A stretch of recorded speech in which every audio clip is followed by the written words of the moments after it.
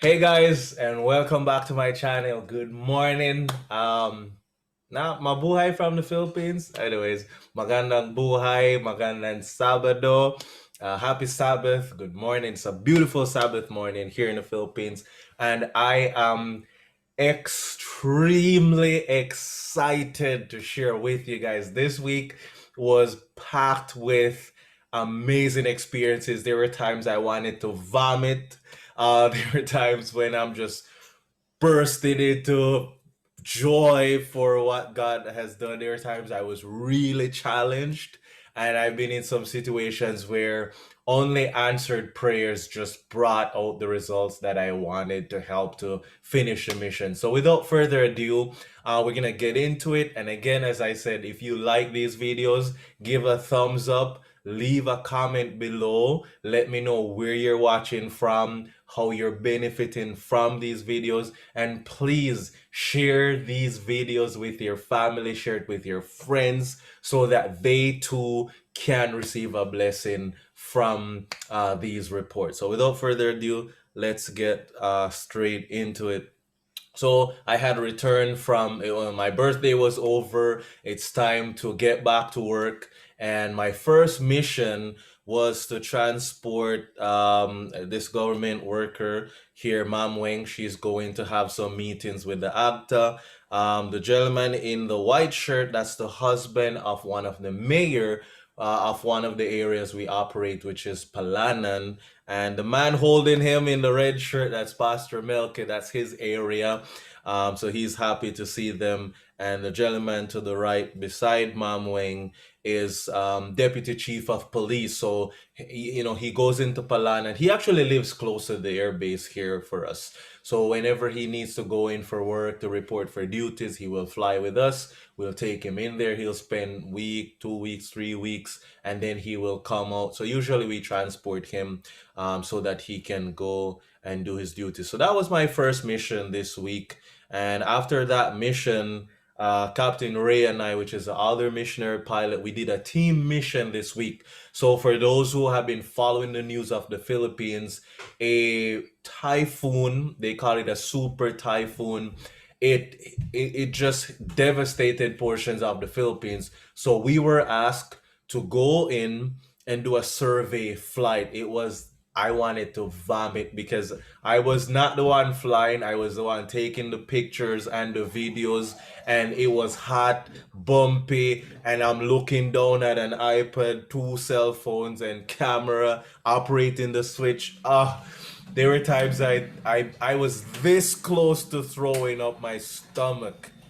Honestly, I was this close to vomiting many times and then some of the turns. Anyways, so when we went down there, we found out that Catanduanes, yeah, island, this island got the most severe hit from the typhoon. I'm gonna show you guys another photo here shortly. So basically, when we came south down this island, a lot of it's like someone went through with a rolling pin and just kind of like flattened these areas. My heart really go out for these people. The survey flight took us around 5 hours. We were down there surveying everything, getting low, taking photos, etc. And yeah, that area was really just devastated by the typhoon.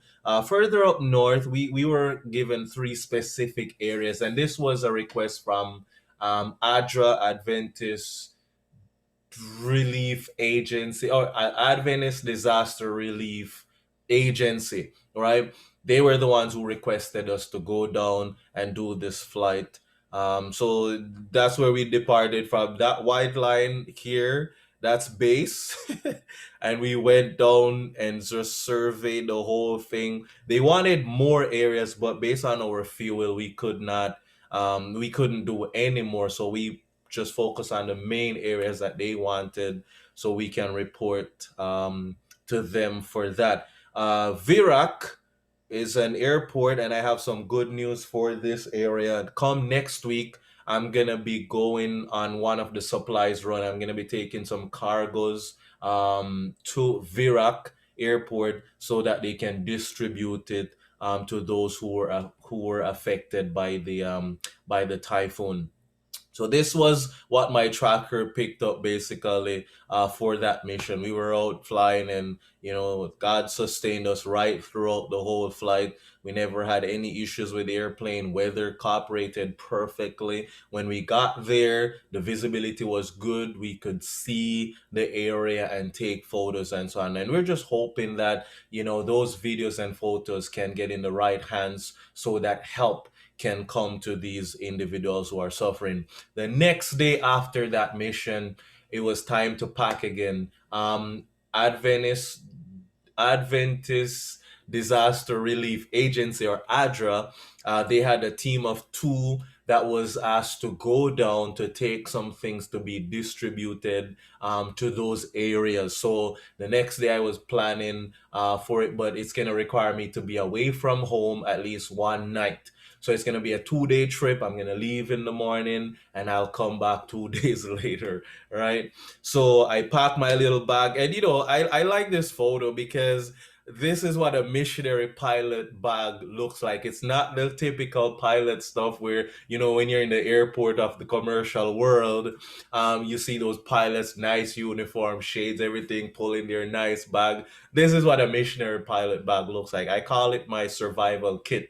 Inside this, I have every little thing, survival food, toiletries, like whatever I need to survive, that's what's inside this bag. So whenever you see, and I always have this in the airplane with me because there are times weather change. Possibly I can have anything mechanically go wrong with the airplane that require me to not be able to go back home, and I have to find a place to rest. So I always have this survival kit in the airplane, tucked away in the tail, just waiting for the opportunity when I can't go back home. At least I'm prepared. I can take a shower. I have change of clothes, etc., etc.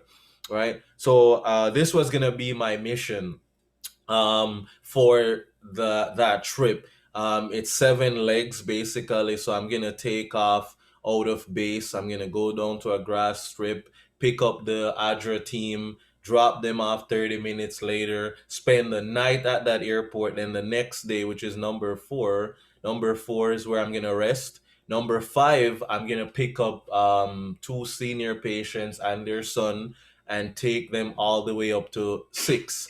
From number five to number six, it took me 3.5 hours. And then from six to seven, which seven is a perfect number, from number six to number seven is where I'm gonna fly back to base, which is about an hour flight. The total time on this is 805.9 nautical miles, or 1,492 kilometers. I calculated it. It took me this was almost 8 hours of flight time, right? It was gonna be a long trip, and it was. This is my app. That's what the route looks like. So basically, this mission took me to the last airport in Lausanne area, to the last airport to the north of Lausanne as well. So it's like when I came back home, I felt like I did a whole tour of Lausanne itself. It was a lot of three of the airstrip I went into, that was my first time to land at that airstrip, and the other three airports, that was also my first time. So it was very stressing, mentally challenging, because you don't know what the weather is gonna do. You just gotta go pray and hope that the weather will hold intact to get the mission done within a particular time frame, and it did. The weather was sustained, and it was awesome. When I departed in the morning, this was the sunlight that greeted me. So I climbed up to my cruise altitude, and both the sunrise and we just met each other in the air, and then just flew down. When I flew to pick up the two Adra team, because it's an airstrip, people are not used to airplanes coming in. My contact decided he's gonna clear the runway, but right as I was on short final, this bunch of goats just came out of nowhere. So I had to like add a little power and climb a little bit so I don't hit those goats. So I had to like, you know. So fortunately, the airstrip is long enough where I could have just arrested the descent right there, kind of level off, stay high enough to avoid hitting those goats, and then just kind of land further down the runway where there was no danger at all. So that was really interesting short final. I landed in San Jose. So after I picked up the Adra team, I landed in San Jose Airport, which is my first time going down there. And when I was going in, there were thunderstorms in two areas of the airport. So it's like the thunderstorms are coming in. And I remember as I'm on getting closer and closer to the airport, to the runway rather, on approach, I started picking up small droplets of rain. By the time I landed, we had to use umbrella to go from the airplane into the terminal air because the rain just poured down. So, I didn't have any delays. The winds were cooperating to keep me within the time frame that I wanted to get to these areas. And it was just a huge blessing to see that where the rain was in check until after I land. That's when it poured. This was the team of the Agile workers. Basically, it's this lady and this gentleman. They were the ones assigned to take those goods in to be distributed to those who were affected by the typhoon in that area. So they were really happy. They took pictures and videos and so on, and they were really happy to get to their destination. So I'm gonna spend the night in San Jose. So I buttoned down the airplane and I went to the terminal area, and that's when I had a huge challenge. So I'm in the terminal area, I have my kit ready. I was contacting my friend there. I was contacting him, trying to find a place to stay. Finally, he gave me a hotel name. I called them up. They could pick me up at the airport. The price was very reasonable. It was like, I think, about $30 per night for that. Yeah, 25 about $25 per night for that hotel. But the challenge was I had to wait for the health workers to come so that they could clear me to go out of the airport. So here I am, stuck, sitting there for an hour, waiting for them to come. When they came, there was a lot of confusion because this is a different area. And I'm sharing this from a COVID world's perspective. So in some areas, they say a rapid test is good enough. Other areas they want a swab test. Some areas they want a pathogen test. Like so many different tests. So they wanted me to do this particular test, and I'm like, I don't have the money for that. It was like gonna cost me about 520, about $50 just to do a test at a hospital, and I'm like, I don't get paid. I don't have that kind of money, and I just want somewhere to rest for the night so I can do another mission tomorrow. Because if I cannot stay in San Jose,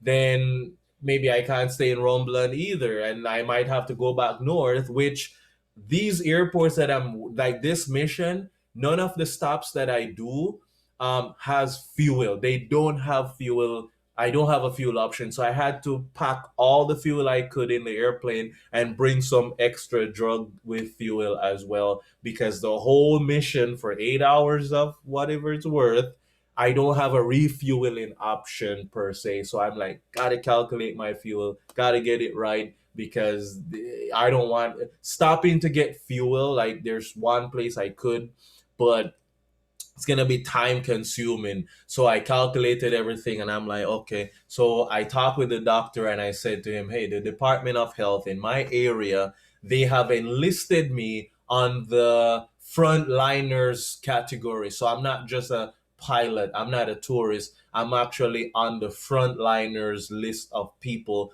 who are allowed to travel, who are allowed to rest overnight if they have to, So I explained that to the doctor and I said, if you want me to call the Department of Health in my area and if you want to talk to my government officials, just let me know. They can verify this information. So he said, are you Adventist cop? I said, yeah, I'm Adventist. I said, are you Adventist? He said, no, I'm Catholic. So I said, Doc, I need your help. I'm a missionary pilot here. I'm here primarily to help these people. And so I'm asking you to help me. So he said, okay, no problem. I understand. Just do not leave the hotel. That's what he told me. Don't leave the hotel. So I said, Doc, I'm not going anywhere. I'm not a tourist. I've been awake since 4 a.m.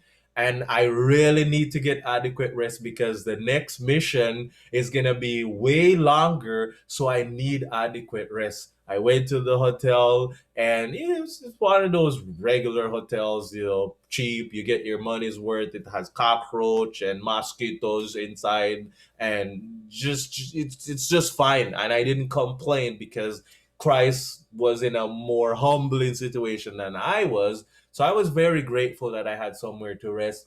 I had my lunch. And I remember I fell asleep around 1 o'clock. I woke up like almost 8. I was knocked out. And the reason for it is um it was a long flight. It was a long day, and my mind was really absorbed into weather, being situationally aware. I had to cross a lot of mountainous areas, etc., coming in on the approach. And the thing is, I've never been to these airports before, so I don't know what to expect exactly. So all of that stress, I think, just piled up. So when I slept at 1 o'clock and then woke 1 p.m. and then woke up like 7:30 p.m., I was like, whoa, that's how beat up I was from doing that mission. So anyway, I was able to get out. It was a miracle. I took this photo. This pastor, he's one of the classmates of Pastor Melky down in Palanan. Go see Pastor Melky's story on my YouTube channel, right? It's part one and two. Basically, it's a miracle how he partnered with the aviation ministry and now he's reaching thousands for Christ. You have to see his story. This pastor here, he was in the airport when all this chaos was happening, and I took a photo with him. And he was even trying to contact people in Rumblan to see if I could maybe stay there. So, I knew he was praying that God can just work something out. He was really blessed. He said, Cop, let me take a photo with you. And he knows Pastor Melky and so on. So that was a blessing. The next day I woke up, I got the airplane ready, and I landed safely in Rumblan, where I'm gonna be picking up the two patients and their son, who they're gonna be, I'm gonna take them way up north. It's 362 nautical miles. It was a long day. I remember when I took off with them, my ETA showed like 4 hours on route. I was like, Lord, please send some tailwind because this is gonna be a long day. I have the fuel, I have the range, the weather is good, but I'm thinking about the well-being of my two patients. They were seniors. There were many times I look back and they were just sound asleep. The son was just looking out the window. He's in the front seat. And there were times I look back and they were just the husband and wife, they're seniors. They were just cuddling each other. The wife fell asleep in the guy's arm and they were just I was like, Lord, this is worth $1 million shot right there. I learned some lessons en route. My route directly would take me over these mountains, and my cruising altitude is below these mountains. No, I can't see it. There were times when I couldn't see these mountains, but I knew they're there. And sometimes life is like that. And I put a nice post, so you have to be following my page during the week where when I learn anything and I make a certain connection, I will share it on my Facebook page. So for those who follow me during the week, oftentimes you will see those posts. It's like lessons learned from flying. I take something from flying, I connect it to the reality. Sometimes it's something spiritual, sometimes just the reality of life or experiences in life, and I share that with individuals. So you can go Check that out. As I said, it was a really beautiful day. This was about 15 to 20 nautical miles east of Vegan. For those who know, further north in Philippines area, this was Vegan. I was just looking out there and just saying, wow, enjoying the terrain and everything as I flew along. And I think yeah, he was looking out, and it's nice to see someone else looking out the window and enjoying nature as we go along. So I landed in Lawag safely. The winds were picking up. I have a video of that landing. Go to my Facebook page. You will see that landing. The winds were really picking up, boisterous winds, and it was just really challenging for me. But I was able to put the airplane down successfully nonetheless, in spite of what the winds were doing. These are the family, these are the patients when they got out. I was told the story behind it is really, really beautiful. So as soon as we landed, their temperatures were checked. The mom, she was weak because she said she did not eat. She actually went on fasting before the flight. She was just fasting and praying. And the night before I picked them up, my contact told me the story, and I want to share it with you guys. Bear with me. So what happened was, their relative, I think maybe another child of theirs of some sort, is outside of the Philippines working, trying to come up with the donation to cover for the fuel because they were going home. So they're not like critical per se. They're sick and they want to go home. So with those missions, they now will, like, someone has to like pay for the fuel first to help them, right? So we tell them how much fuel it's gonna cost. They pay for the fuel, and then we go and we help them. So this family now, they had a GoFundMe to raise the money to get the fuel so that we can take them home, but they only had half of it. The night before the flight, they only had half of it. I'm already in San Jose. I don't know what's going on. I'm just this flight was not coordinated with me. It was coordinated through our director, right? So I'm just flying along. I don't know what's happening on the financial side of things, but I'm just the one flying. So when I landed, I'm checked in the hotel. I got a call from my contact, who happens to be one of my student. 7 years ago, she was one of my students when I was a teacher up north, training other people to become medical missionaries. So she said, Cap, I need to tell you the story behind this family. She said they didn't have the money. To cover for the fuel to help them to get home. They started a GoFundMe. They only raised half the money. And so she said, well, the pilot is already in San Jose, which is 30 minutes away from picking them up. He's resting now. He's picking you guys up tomorrow. We can't send him back to base because you don't have the whole money. So she said, okay, I have some money that I'm going to use to get a property to establish a ministry, but I will lend that to you so that you can get your parents home. So she said, okay. And then she decided to do that. By the time she sent the money, she got a message from the family saying, hey, someone donated the remaining balance towards them having enough to cover for the fuel to help them to get home. And I was just blown away. So when I look at the challenges that I face with getting out of the airport so that I can rest at somewhere and God open up the door, I didn't know he was also working miraculously for this family as well. I have a video that I posted on my page. It was just them waving, and you know, when people wave at you, you can write a whole book about that. I remember the father here when I got out, he had his little tablet. Somehow I think it fell because the screen broke. He said, "Cup, please, can you take a photo of yourself for me?" And I guess he just wants it for memory. So it was just amazing how I had challenges, but God helped me to be able to help them. They also had challenges, but God worked it out as well for them to be able to reach home. And that's just one of the things that keeps me flying.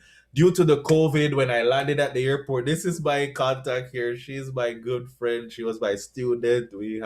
She knew 7 years ago, she was with me when I visited the air base of Palmas to inquire about becoming a missionary pilot. So she was like, David, wow, it's so amazing. So she knows my love story. She knows my mission pilot story. Like she knows. So we were on the phone. She brought me food, etc. And we could not hug each other. We couldn't see each other closely. So I had to find a window at the airport when I went to use the bathroom. I found a glass door at the entrance and I told her where I was, and she came and I took a photo of it. This is the new norm. We couldn't greet. We had to say hi to each other. We had to talk on the phone, separated by a glass door, and she's across the entrance of the airport. And I was just like, welcome to the new norm. Nonetheless, she had one request. She said, David, um, I want to see you fly. I want to see you fly. I'm here beside the tower on the ground. Can you let me see you fly? So I took off. So I told her, okay, stay where you are. I took off and I circled the airport twice, which was good because there's a lot of mountainous terrains to get home, and they come all the way up to like 7,000 feet. So I need to be at like at least 8.5 to get home. So in the terrains, they're like within 20-mile radius. So if I just take off and go straight towards it, I would really have to pressure the airplane to climb real fast. I'm gonna make things get really heated. So instead of doing that, I just stayed over the airport and did 2 360. So she got time. And then because of the Bluetooth gadget that one of my subscribers and someone who follows me on Facebook, one of the benefit of that is I was able to call her on the phone using that Bluetooth device.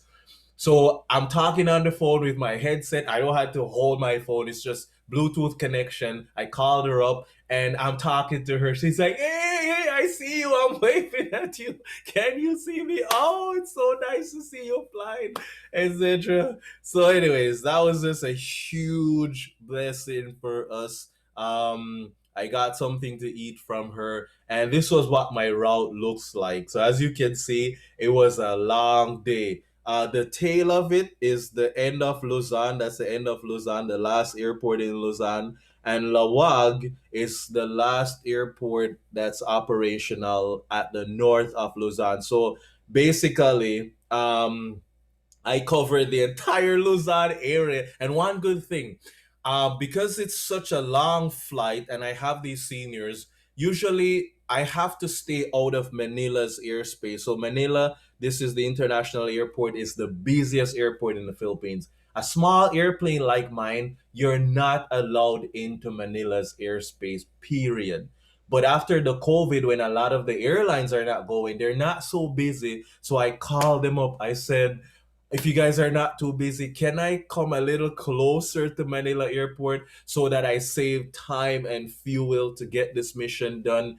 Praise the Lord. They were so cooperative. They allowed me to fly 15 nautical miles or 50 nautical miles east of Manila. Then I spoke with Clark as well, that allowed me to fly close to their airspace as well, which is really good because now I'm cruising along at 6,500 feet. I can talk to air traffic control. There's a lot of airports underneath me. If there's any emergency, I had plenty of options. So that was really a blessing for me to be able to get help from the air traffic controller, which shortened my trip and helped these seniors not to go on a long, long, long, exhausting flight.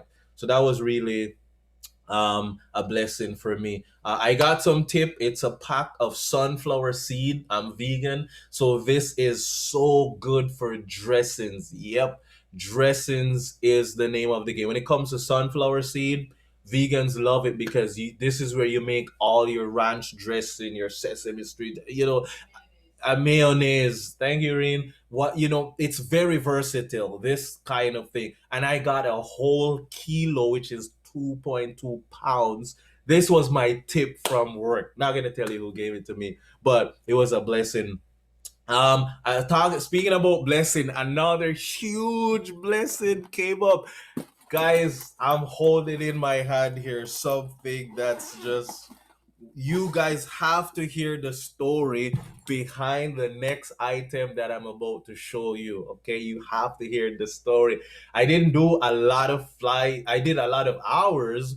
It wasn't every day, but this week is just packed with mind-blowing stories. This is an LBC cargo box, right? And what happened was my other headset is giving me a lot of headache. It's too tight, not the most comfortable before. Now, when I have to wear my shades plus a mask, I have excruciating headache after every mission. This week, I mean, I just stopped posting about it. I just lick my wounds and just pray and ask God for help. So anyway, I had multiple individuals contacted me. Oh, I want to send you a headset. Oh, I don't know if anyone. I want to like different people. So many promises came in, but this one materialized. One of them that was sent, something, some issue happened. It was sent back to the U.S. They never shipped it, and it's just this back and forth. So anyway, here's the story behind this one. This individual never told me that they're gonna send me a headset. Okay, they just asked me for my address. They want to send me something, and I was like, I don't know what they're gonna send me. It was sent to my sister-in-law in Texas, and when she got it and she took a photo, tear, I was blown away. I could not imagine, folks. What did they send? This is a light speed headset. This thing is worth 850 US dollars for the headset itself. Then you calculate shipping, right? When I look at how much it was to send it to the Philippines, it was like about $70. So 850 plus 70. And then before it was shipped to me in the Philippines, it was shipped to that person from Texas to San Diego, which is another 50, 60 something. Anyway, summary, to get this to me in the Philippines, right? Which I'm gonna show you guys here. Look at this thing. When I put it on my head, the comfort I was embraced with, I was like, I just look at these things before. I would just look at these things and just say, Lord, you know, I don't have what I cannot afford something like this, period. It's just too expensive for me. But I like stories. So I contacted the individual that sent it to me. I said, man, please tell me the story behind this headset. Why did you opt to buy me something so costly? He said, hey, I wanted to be a missionary pilot in South America before, but due to the dynamics of my family, etc., I wasn't able to go. And he joined up with Mission Aviation Fellowship, which is another ministry that does mission flights. So he's been an advocate for them for the last 10 years.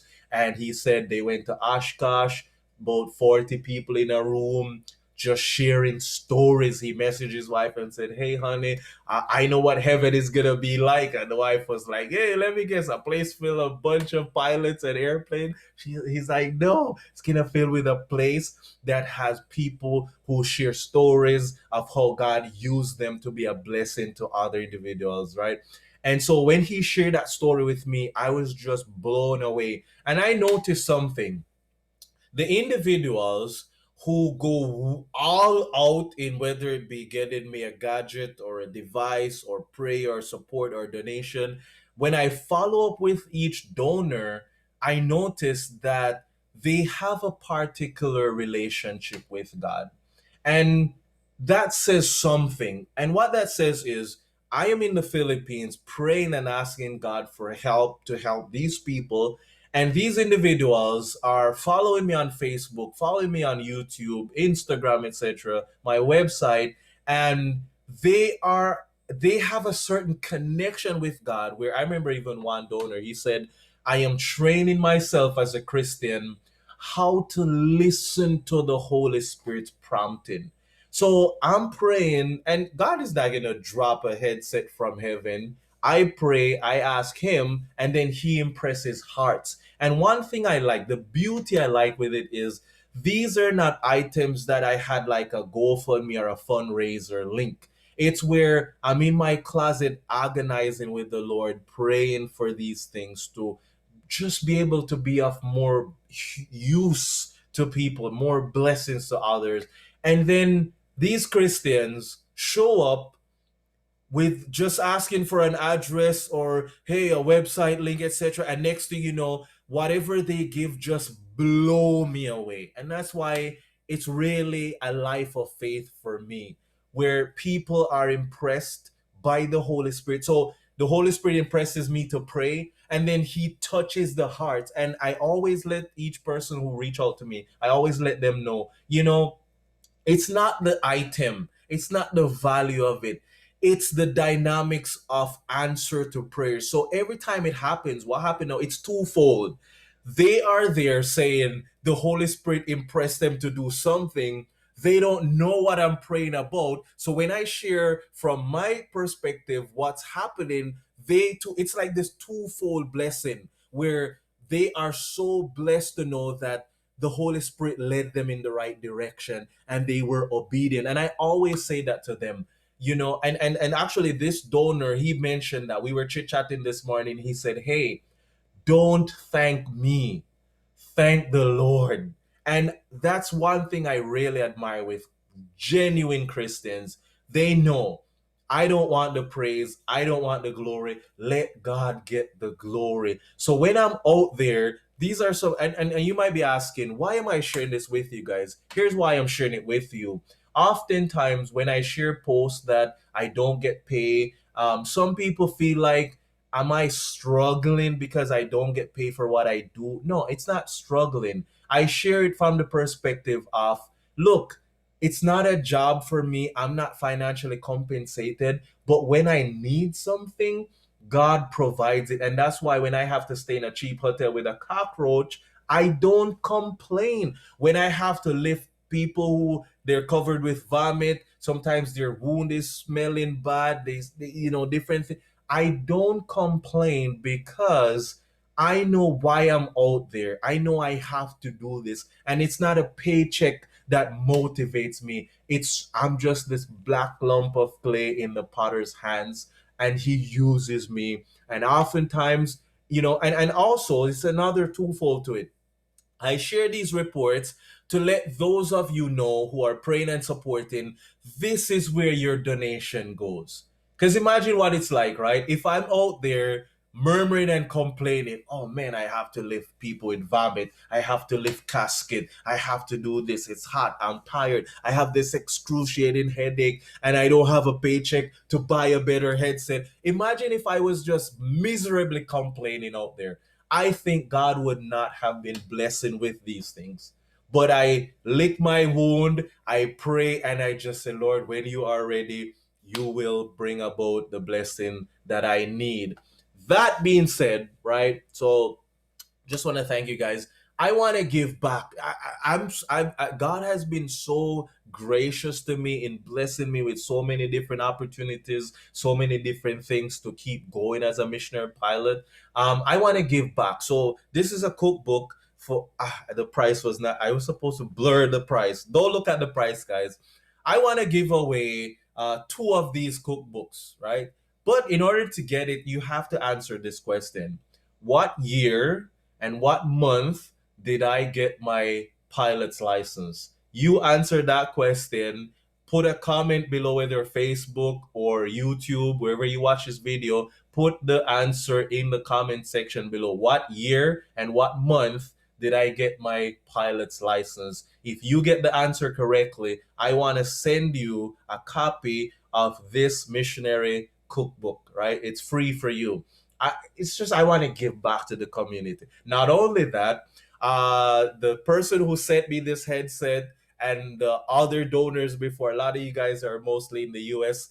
I talk with my wife and she wants to give back as well. It's just this second nature. Anyway, she has a wonderful piano arrangement CD that she put together. It's her first CD she put together, and I talk with her, and please send me your those who have donated, those who have given, whether headset or device, whatever. Send me your mailing address. We want to send you a copy of him arrangement CD. So you know yourself, you guys watch these videos, you guys followed me. I need your mailing address. We're gonna send you a copy of the CD so you guys can play it in your cars. You can play it, and it says Almost Home. Beautiful arrangement. I think it's like 13 arrangement. They're really beautiful. We want to send that to you guys. So just private message me your mailing address. I already have some of you